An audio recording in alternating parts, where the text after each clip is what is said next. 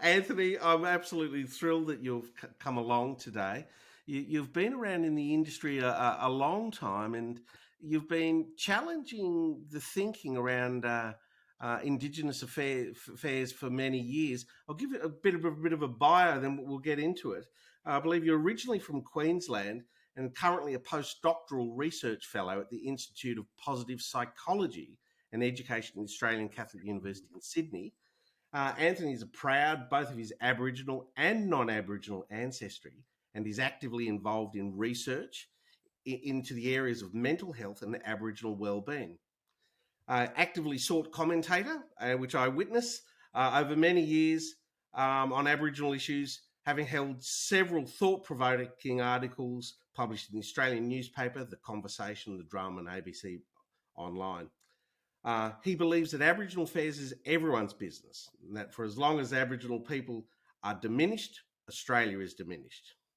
He further believes, quite interestingly enough, that political correctness, a focus on differences and identity politics, is killing Aboriginal people as fast as drugs and alcohol. Anthony, tell us about your journey in Indigenous affairs. It's quite an interesting one. Yeah, look, and what's interesting about it, we'll come to this shortly, I guess, because we're talking about the voice, and Hmm. we'll be talking about the voice. But basically, my thoughts and opposition to the voice are based around ideas I've had for more than 2 decades. Okay, um, and I've just seen this in Aboriginal affairs. I've seen the same problems all through the years, just under different names, different labels, that sort of thing. So let me take you back. In Queensland, when I was living there 20 years ago,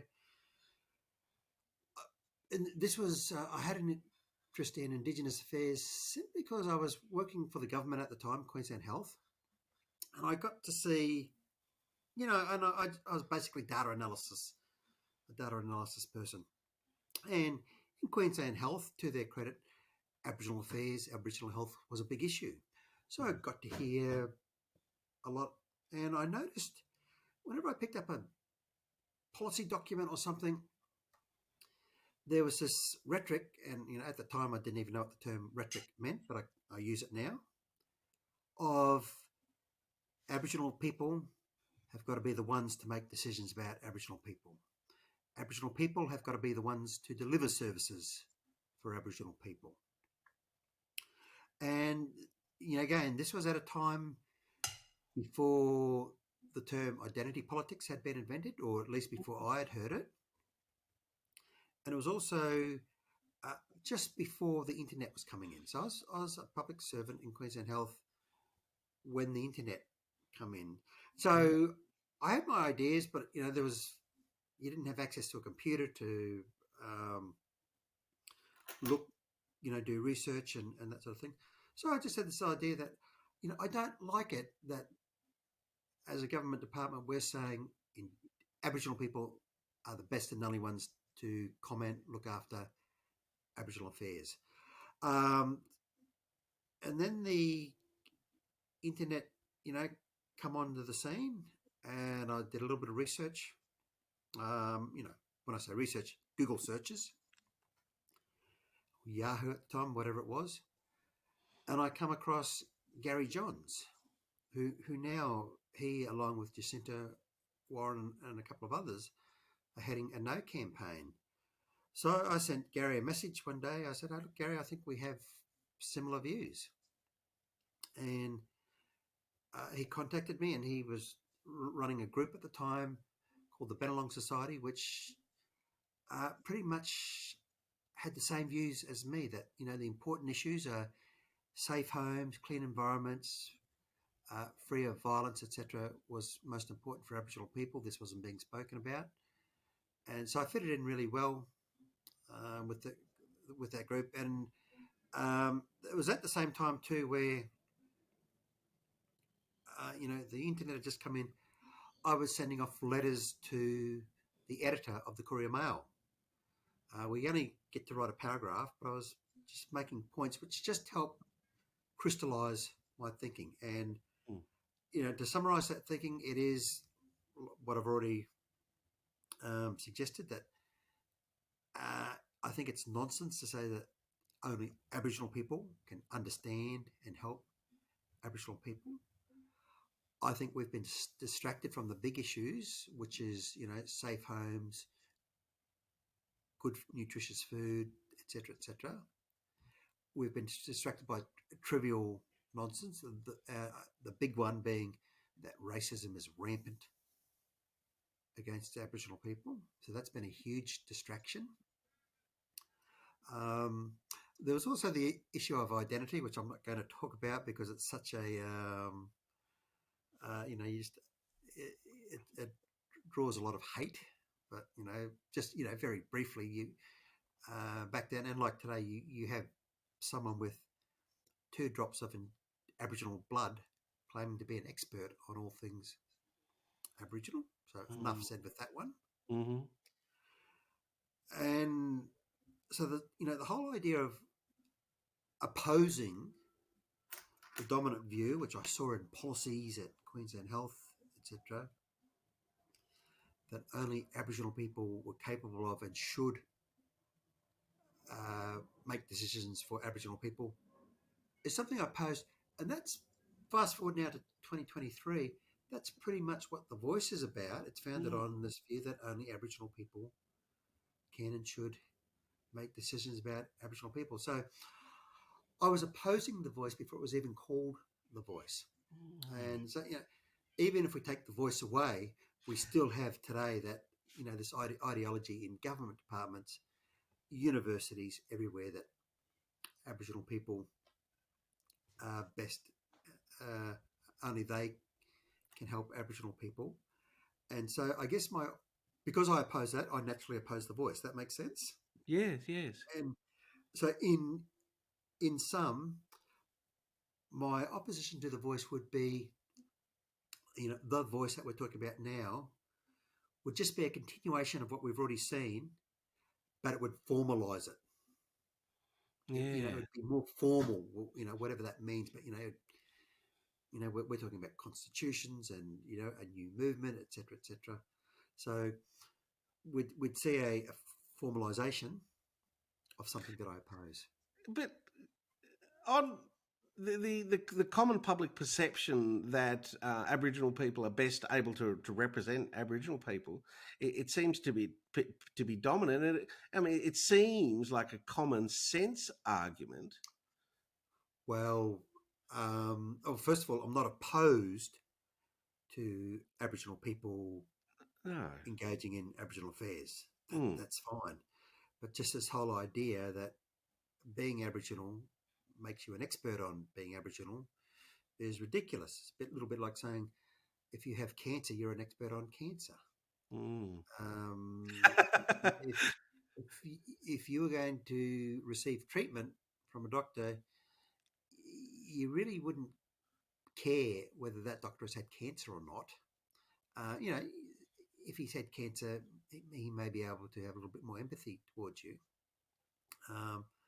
But, cancer is a very precise, specific entity, whereas Aboriginal culture and experience is very, very broad, which is why you can have... so coming back to what you were saying about, common sense or whatever, to have Aboriginal people look after Aboriginal affairs. Well, let's pick a very simple issue, alcohol management. You can have 2 Aboriginal people have polarised views on how to respond to that. So, and I guess that's the other thing, that there is this assumption that Aboriginal people all think alike, act alike, and have the same views and solutions on matters. Now, coming back to what I said, I'm not opposed to Aboriginal people having involvement, so long as the only qualification isn't just being Aboriginal. Okay, I want to know what their views are, etc., etc. So, for example, if I was to go to the Northern Territory, Alice Springs, and if I was given a project there to improve the health and well-being of Aboriginal people up there, which is what it should always be about. Whatever we do, is this going to improve the health and well-being of Aboriginal people? First person I would see up there would be Bess Price. Now, I would go see her, not just because she's Aboriginal. Yes, the fact that she speaks all those languages. Tell us about the history of Bess, just briefly. Yeah, okay. Well, I first learnt of Bess through the Bennelong Society with Gary Johns. Mm-hmm. I got to meet her and her husband, Dave. And so they are unseen. This is unsung Jacinta Price's mother? Yeah, and, not taking anything away from Jacinta, Dave and Bess have been doing this for a long time, very often without a megaphone or a platform. And I met them, more than 2 decades ago, where, again, I guess it was kind of pre-internet days and that sort of thing. And, it was, you may have been known by the locals. They would have been known by the locals in Alice Springs. But they didn't have a big megaphone they do today, although I guess in one sense they've handed it over to Jacinta. But my point is, Dave and Bess have been crying out for many decades, stop the violence. Okay? And, their message has been similar to mine. Let's focus on health and well-being, not silly political correctness. So I've known them for more than a couple of decades. Bess calls me her brother, which is something I take very seriously.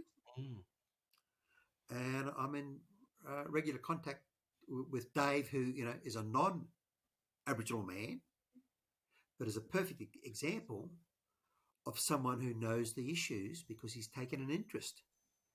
And situations have allowed him to, being married into a large Aboriginal family has given him the opportunity to see what's happening and experience, firsthand the problem, see firsthand the problems facing Aboriginal people.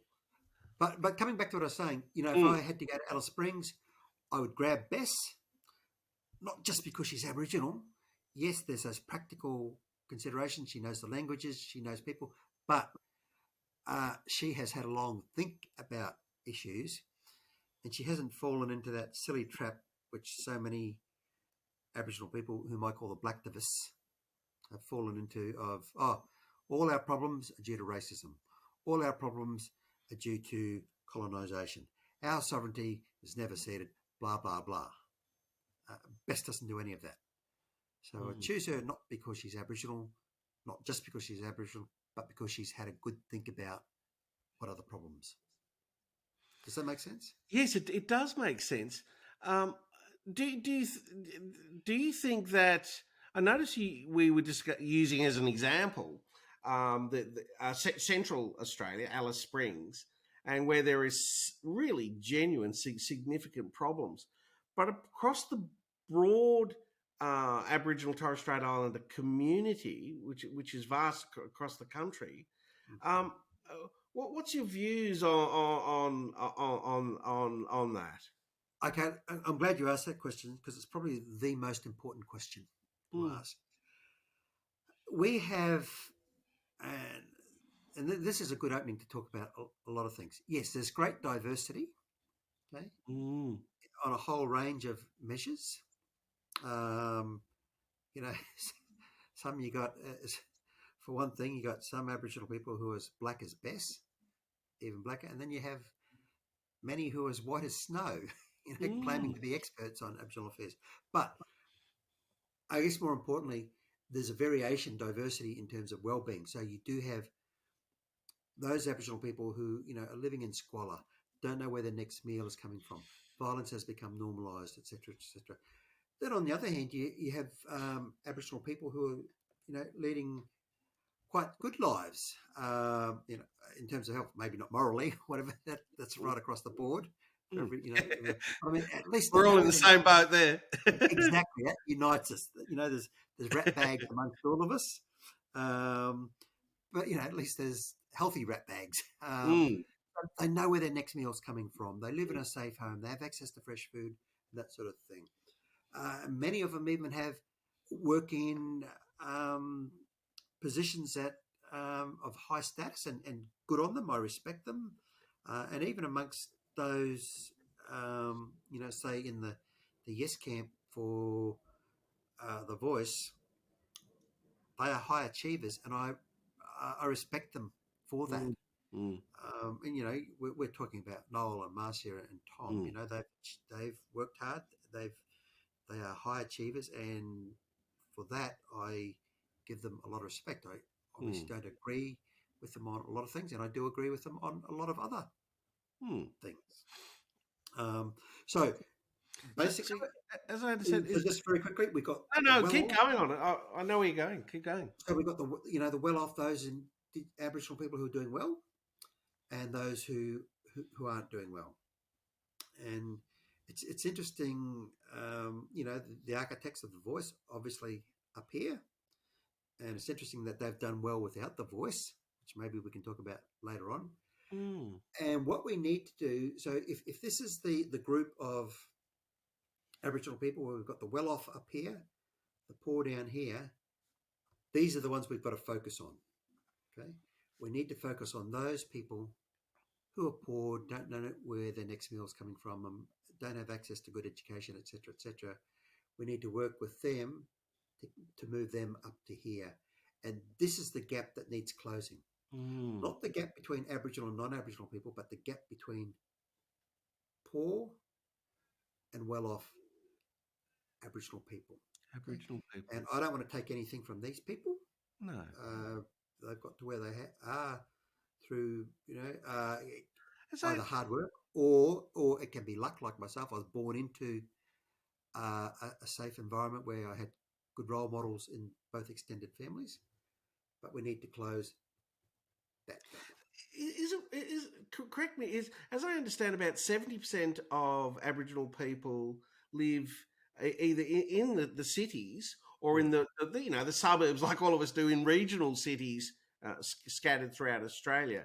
And is it too unpolitically correct to say that the social and economic outcomes for that 70% is top of is economically, I don't want to say adequate, but the real horror is occurring for about that 30% who live in a remote place? Is that roughly on the money? Roughly, it could, because certainly within that 70% or whatever that live in urbanised areas, yes, you'll get individuals and pockets who yeah. are suffering. Same with the white population. Yeah. But generally speaking, being in a remote area is tough, whether you're black or white. Remote Australia is a hard place to be in. And now, if you're Aboriginal, you're less likely to speak English, less likely to have an education,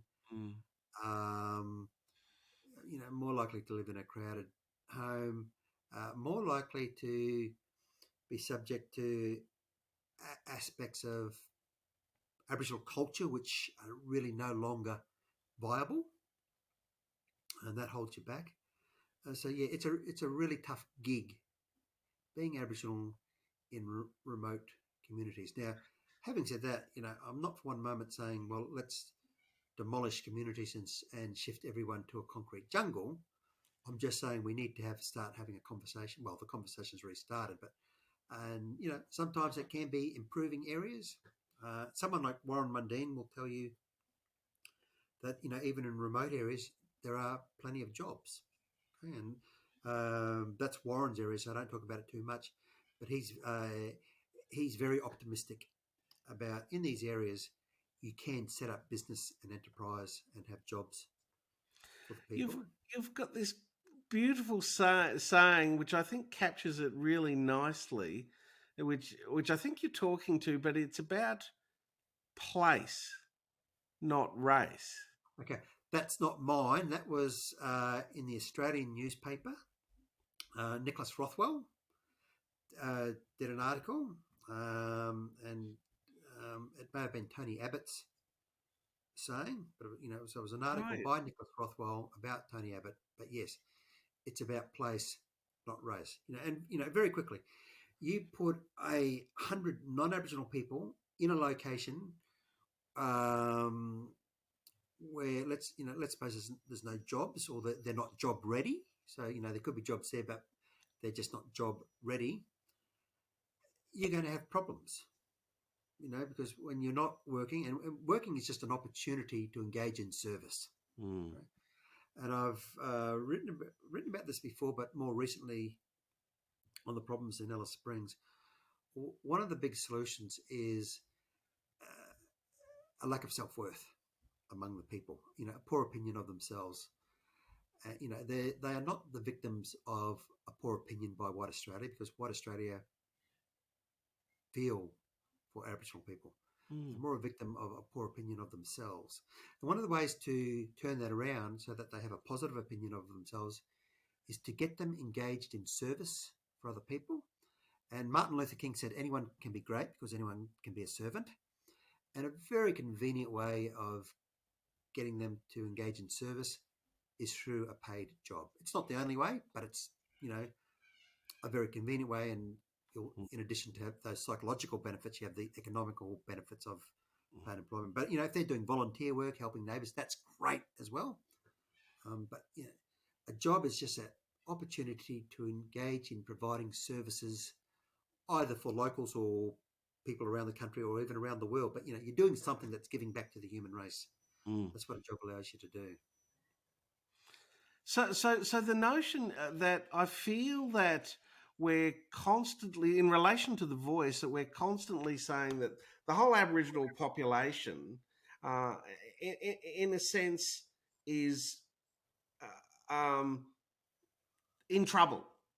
They can't solve their problems, and that we need to have radical reform. What's working for hasn't worked before, and I worry about the psychology of that upon a race, especially when you extrapolate that over the decades. Does that make sense?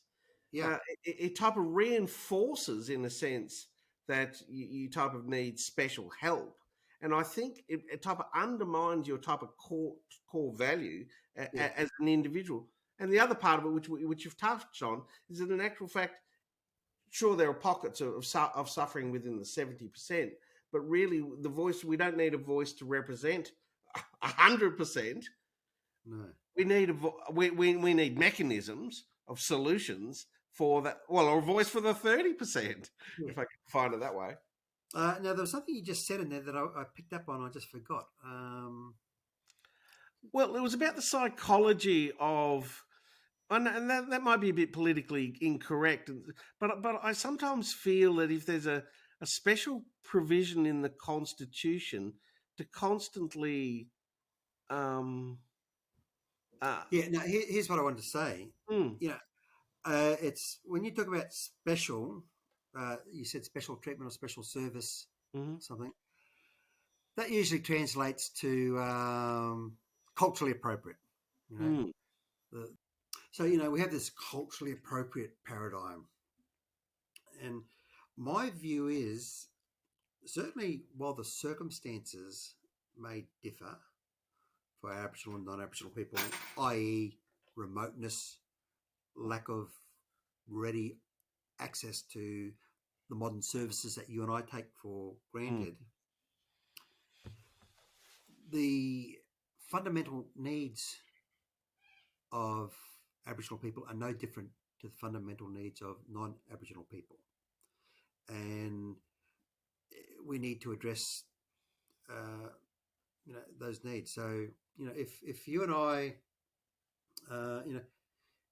if the food we eat, if it's pretty much the same, except, I'm not getting vitamin C for whatever, there's no shops that sell fruit or whatever, that's going to impact on my body, and I'll let the nutritionists talk about what those impacts are.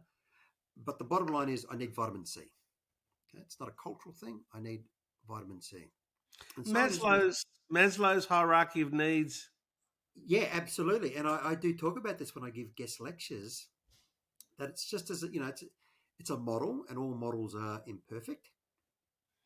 But it's, pretty much telling us that, Aboriginal people or my interpretation is that Aboriginal people have very similar needs to non-Aboriginal people. You know, it may be expressed a little bit differently.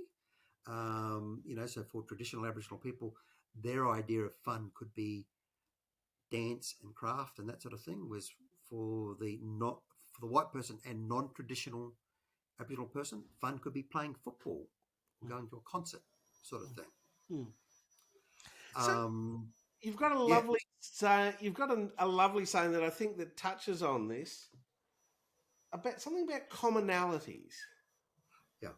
Well, which is what I've been saying since I first got it, and you know, and with that, you know, more than 2 decades ago, close to 3 decades ago, for me that was the default position. That the What was the commonalities, default position? the default position for me Mm. was the commonalities far outweigh the differences between Aboriginal and non-Aboriginal people. But Mm. it would seem that, you know, in government departments and academia, the reverse was the default position. Um, Mm. you know, the Type of differences far implicit in it outweighed. all. You know, the differences far outweighed the commonalities, and I disagreed with that. Yeah, it's very interesting. Um, can I change tact for a second?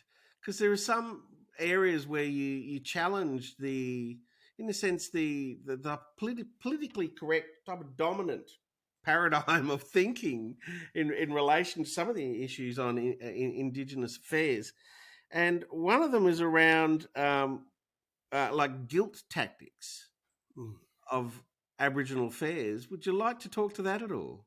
Yeah, okay. Look, you know, we could talk all day about that, but you know, when you see slogans and placards, "No pride in genocide," Mm.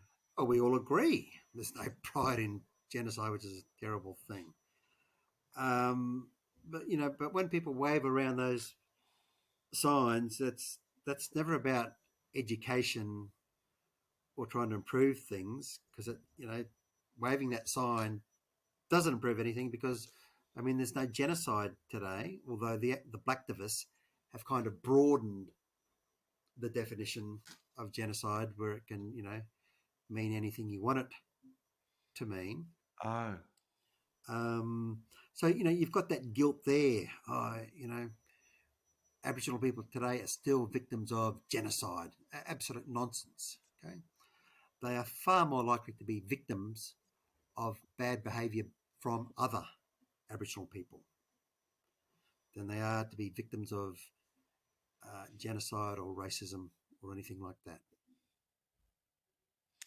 And the notion of, is it intergenerational trauma? Yeah, look, we hear the term transgenerational trauma. Certainly, you know, I don't go for this.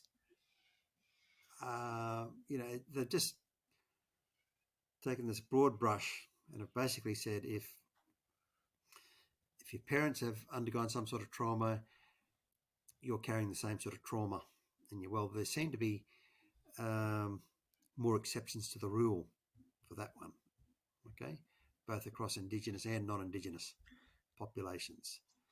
Um, and you know, it's also interestingly not only in the transmission of trauma, but you can have people, both Aboriginal and non-Aboriginal people, who have experienced traumatic events, yet come out untraumatized.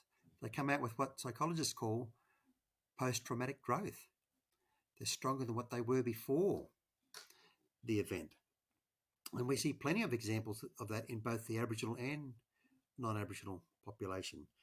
Now, I guess I'm more concerned about generational or intergenerational disadvantage.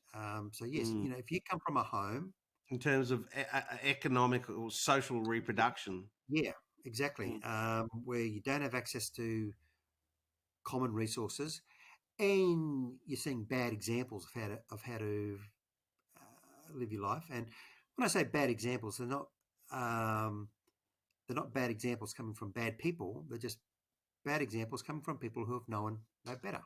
Mm. Mm. And yes, that's if you're raised in that sort of environment, yes, unless you get out of that environment and have a mentor and that sort of thing, there's a good chance you're going to adopt some of the same practices you've seen in that home environment, and you're going to be likely resource poor again unless you manage to get out of that environment. So And in so a sense,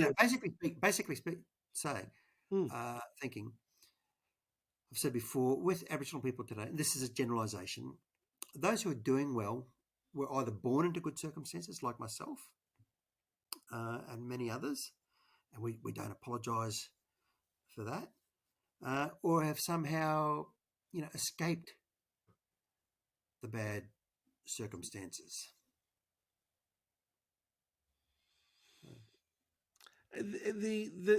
have you found that? I mean, challenging the notion of intergenerational trauma, and I think you mentioned before genocide. These, well, I'll finish off with a couple of others, and They're then big sticks. They're big sticks. they're big sticks, aren't they? Yeah. And I if I recall the genocide, what was it? Genocide, colonization. Yeah, if we're having a heated debate, all I have to say is, Philip, you haven't suffered genocide. End of debate, end of conversation. Yeah, yeah. You haven't walked a mile in my shoes, something like that. So they use these big sticks to shut down debate. Right. So, okay. So in a sense, this is they take offence at a concept and then use type of guilt. Yeah. Yes. Yeah, and taking offence is a very quick way to shut down debate, and we see that all the time. And so I've always said, offence is only ever taken, never given. So you could do something either on or off camera to try and offend me, and it's not going to work because I don't take the offence. I'd probably just laugh. Mm. But if you call me an obscene name or anything, if I get offended, it's because I've taken the offence. Does that make sense? Yeah, it does. So in other words, the And use of if we can just take a quick detour here, the classic case of taking offence was with the Bill Leak cartoon coming up to 7 years ago. You know the one I'm talking about? I do, yes. Yeah, and other listeners. So the one you were talking about, as I recall, there was a policeman on one side, an Indigenous policeman on one side, and an Indigenous father and a son. And the Indigenous father was drinking a tinny of VB, and with his son in front of him, and the policeman said, you got to take more responsibility with your son. And the father said, righto then, what's his name? Yeah. I mean, you just had a laugh then. Yeah, that's right. It's a racist joke, isn't it? But it wasn't racist, because all that cartoon did was paint a picture of what's happening today. Okay, up in Alice Springs, and it's a political cartoon, so it's not. They got to grab attention. It wasn't saying it's every Aboriginal family. It was saying, it's a story that's current, and that's how you capture it in a cartoon. But of course, all the idiots were so quick to take offence. Which is just, it's so ridiculous. And all Bill Leak was doing was pointing out we have a problem. And to me, it's a little bit like when we point out there's a problem with diabetes in the Aboriginal population. We're not saying every Aboriginal person has diabetes. We're just saying this is a problem that disproportionately affects Aboriginal people. And so, coming back to Bill's cartoon, there's a vast array of these issues, isn't it? That in a sense, we're in a sense too scared, especially as white men, to talk about. Oh, and this is what the mayor of Alice Springs said recently. He said, we've become too, or words to this effect, we've become too afraid to have difficult conversations, and we do need to have difficult conversations. Okay, so we're not evaluating the worth of a person when we talk about there's a high rate of alcohol abuse here. There's a high rate of child neglect here. We're just talking about problems that need to be addressed. But too many people are quick to say, "Oh, that's racism, that's stereotyping." No, that's just pointing out problems. So therefore, the simple question of, are you racist if you don't support the voice, seems pretty silly, doesn't it? Yeah, absolutely. And look, and this is where I just stray a little bit from some of my peers. I think it's wrong to say that those who do vote for the voice are racist. It's wrong to or right to? Yeah, wrong to. It's not helpful. And, we hear that, this racist apartheid proposal, blah, blah, blah. I just see it as an ineffective. It's,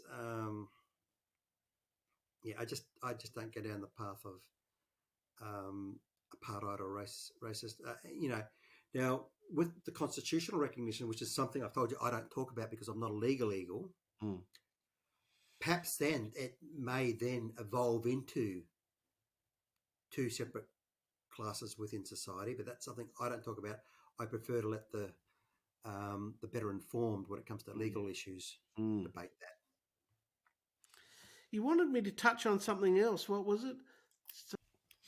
Oh, well, we have this logic of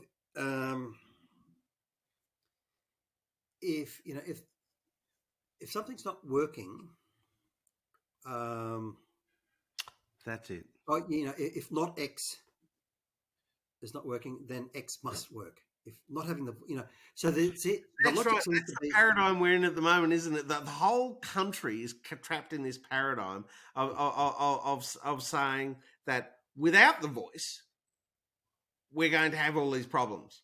Yeah, well, the argument is what we've been doing obviously isn't working, and I agree. And they say, well, we haven't had the voice, and and that's why it's not working. Well, I could say, well, also every person employed in a Aboriginal focused position, by that I mean a job that's aimed at helping Aboriginal people,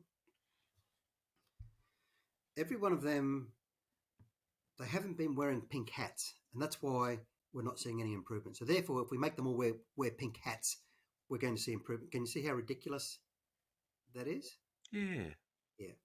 So, the argument is, what we're doing is... In other words, pink hats are the only possible solution. Yeah.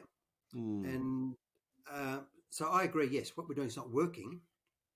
And I'll say, therefore, let's bring in the voice. But my argument is, well, it would seem for Aboriginal people, they already have a voice. In fact, the voices are the same as the voices for you, Philip. Okay.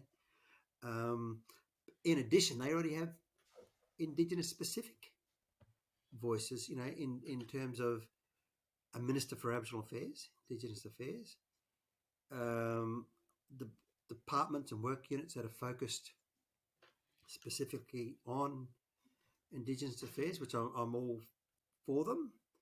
Many do a great job, some don't do a great job, but many do a good job. So, in a sense, they already have this thing which you could call the voice, a voice. And as far as what I want to know is, if we have the voice come in, how is that different to the many, many voices and Indigenous specific departments we have already? And it's a serious question I must. If someone can tell me, well, this is what it will allow to happen that can't be done now, I might be persuaded. Well, if I can jump sides to the Yes campaign for a moment, the significant benefit will be perpetuity. That is, there will be a power enshrined of representation pretty well forever. It's hard to change the constitution, so I exaggerate and I say forever because it's so close to truth. That is, so in other words, forever is the difference. So historically, there's been numerous bodies supporting Indigenous affairs over the new decades, and every 20 years or so, these bodies have effectively become, wiped out, cleaned up, polished up, renewed, and then this process goes along. By the way, the same process is happening, say, for example, with Medicare this week. They've found out that there's structural issues within the organisation, and that they are effectively reforming it. So, but the difference is that if it was enshrined constitutionally, is that it's there forever. So, I think that's the argument. Yeah, well, and when you say it's when you say it's there for, what is it's exactly? Well, that's a very good question, of course, because Yeah. I mean, at the moment, the debate is all about the detail, but the detail might be totally. For example, the detail is reflected in legislation, and the detail can change from parliament to parliament to parliament to parliament over the centuries and decades. So what we think it is now is totally different. Like the tax law is governed under the Constitution, but the tax law now is very different to the tax law it was 50 years ago, for example. And so the same thing can happen with voice. We really don't know what shape it could take in the future years. Yeah. Yeah. So it comes back to and I think many other Australians want to know, what is it that the voice will be able to achieve that the many voices can't achieve right now? And my concern is the reason why we are not seeing the outcomes we would like with the current crop of voices is because of political correctness and ideology. That ideology of separatism. Aboriginal people are so vastly different and separate from non-Aboriginal people. They're upset by street names and Australia Day and that sort of thing. They're being held back by racism, etc., etc. And I think that's what's holding the advancement of Aboriginal people back today. And my concern is, if we have the voice, it'll just be a continuation of those same strategies, but in a more formal, official capacity. Is it unfair to say that it enshrines us and them? I believe so, even though I'm reluctant to make comments about the Constitution because it's not my area. That is one thing I've always been talking about and opposing, the us-them mentality. And it's been there for as long as I can remember. And so, yes, it would certainly reinforce the us-them mentality when it should just be an us. That's mentality. right. Now, having said that, I know my critics are going to say, oh, you're just going to assimilate us. No. When I look at males and females and other whatever, but it's from now just male and female. There's certainly males and females, but it's still an us. And yes, there's some individual differences, and different responses are needed for those differences. But overall, big picture, we all have the same fundamental needs. So I'm not saying completely, absorb Aboriginal people totally into the non-Aboriginal population and eliminate any form of culture, etc., etc. I'm saying, just saying with other ethnicities, okay? That's what I was contemplating. Allow their cultural practices to continue. Yeah.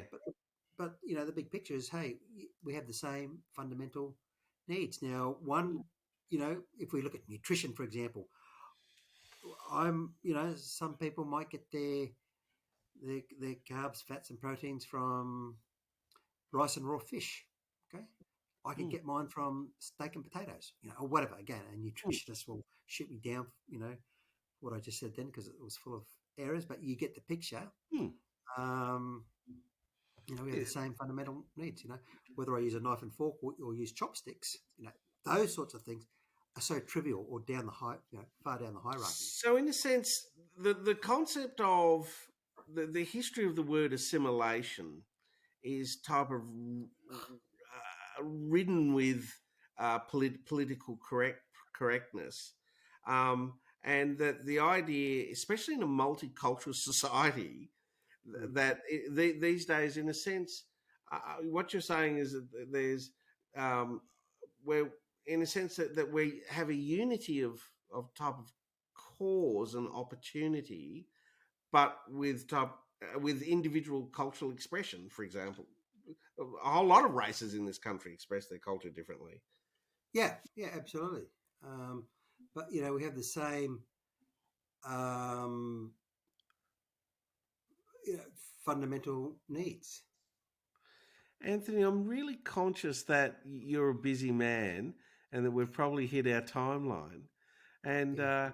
this has been a really enlightening discussion. You've challenged a lot of the type of political correct chestnuts, and I think you'll help our community, who are basically people who are curious as to why they should vote no. Yeah. Continue unpacking the question prior to the referendum. I just sort of another point, with the whole idea of difference, commonality, that Oh sort of yes. thing. And by the way, that the word assimilation. Janet Alperson wrote a good article about that 10, 15 years ago, Oh yeah. maybe 10 years ago, where, it's a word that's been hijacked. It once Mm. had a particular meaning, but then it got hijacked and it became a dirty word. Uh, so, by assimilate, we just mean people getting together, getting on together, respecting differences, recognizing the commonalities. And the point I wanted to make was you can have an Aboriginal and a non-Aboriginal person in a union, in a marriage, in a partnership, and they respect, cultural differences where they may exist, and the marriage can still be fine. Mm. And it's fine because they recognise the common humanity. So let's not forget that uh, Aboriginal people are people first, Aboriginal second. Mm.